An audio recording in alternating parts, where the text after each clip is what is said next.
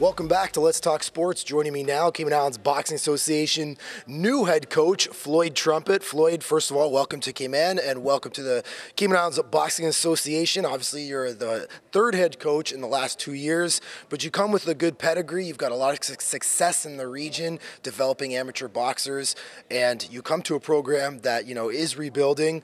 First things first, congratulations. And what have you noticed and what are some of your observations in your 2 weeks here since being hired as CIBA's new head coach?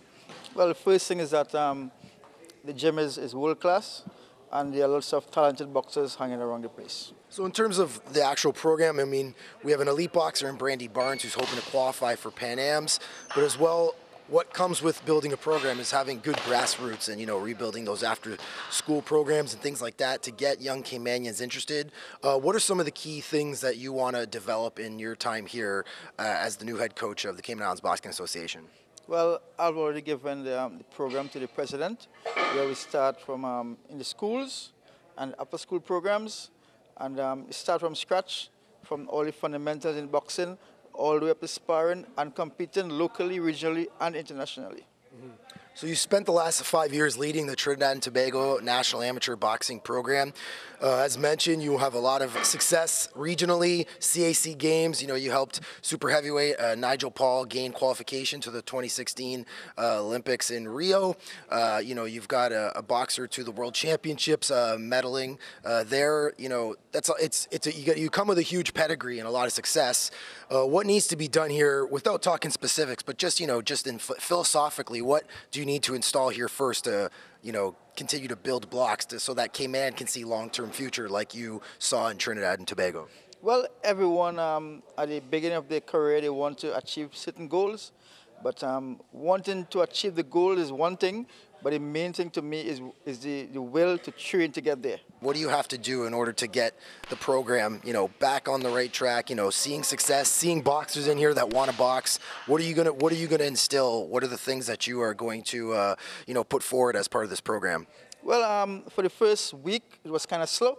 But last week, we had a good amount of boxers coming out, and that's what we want to see, the people coming out, and we're going to pull aside those who are the best or the best among the rest. And once they keep on training, what we call continuity, then we're going to have a good team. So, you've had a lot of success in Trinidad and Tobago. What do you hang your hat on in terms of how you got there? What did you do in Trinidad and Tobago with their boxing program that you can do here, functionally with the grassroots, developing boxers? What did you do that worked in Trinidad and Tobago?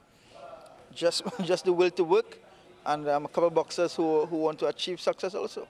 If you had to make a list, I'm sure you've already done this with, Boxing President Leyla Jackson. What are the top things on your list that need to be done right away? And then long-term, what do you want to see with the program in your role here? Well, what we got to do is start much more sparring in the gym, because we started last week. And from that, we're going to do local bouts.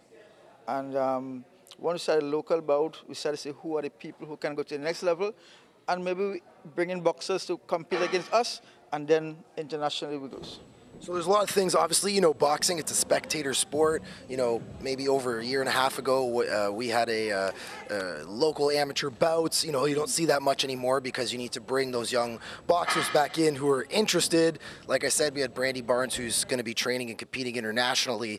Why is it so important to have those, local bouts, to have the amateurs getting the in-ring experience as opposed to just, training and, being here at night is obviously important, but, I think there's a void in, actual competition where, people in Cayman can come here, sit in bleachers and cheer people on. That hasn't happened in a while. Tell me why you think that's important. There's nothing better than competing and having your friends and family supporting you, and even your countrymen.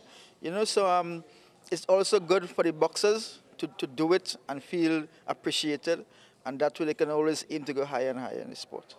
So as mentioned earlier, we have our elite boxer, Brandi Barnes, who's hoping to get to the Pan Am Games.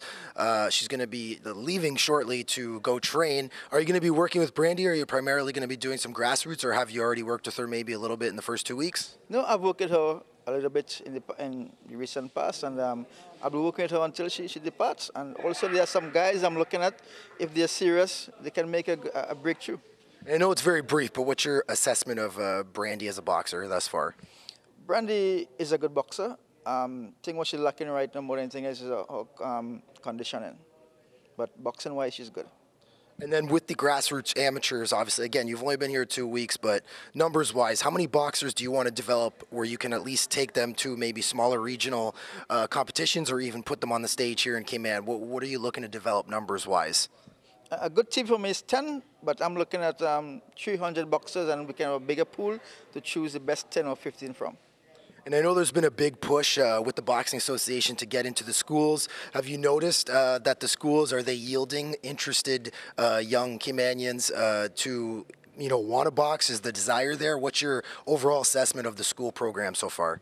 Well, I've worked mainly with the John Gray High School for now, but I think we identify about 5 good boxers that they have who can be national boxers who are looking the part.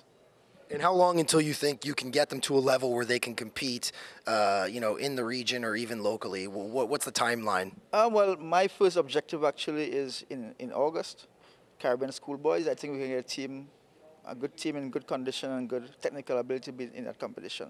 August in Guyana. Very nice. And you were also a boxer yourself, so you saw success as well. If you had to give advice to someone out there who's watching, maybe one of your John Gray hopefuls, maybe someone's interested in trying to take the step into the amateur ranks, give some advice to the young boxers out there. Simple. If you got the will, I've got the way. Fair enough. Floyd Trumpet, the Cayman Islands Boxing Association's new head coach, 2 weeks on the job, and he's got big plans for the program. Floyd, congratulations and best of luck the rest of the way. Thank you, sir. More Let's Talk Sports after this. Stick around.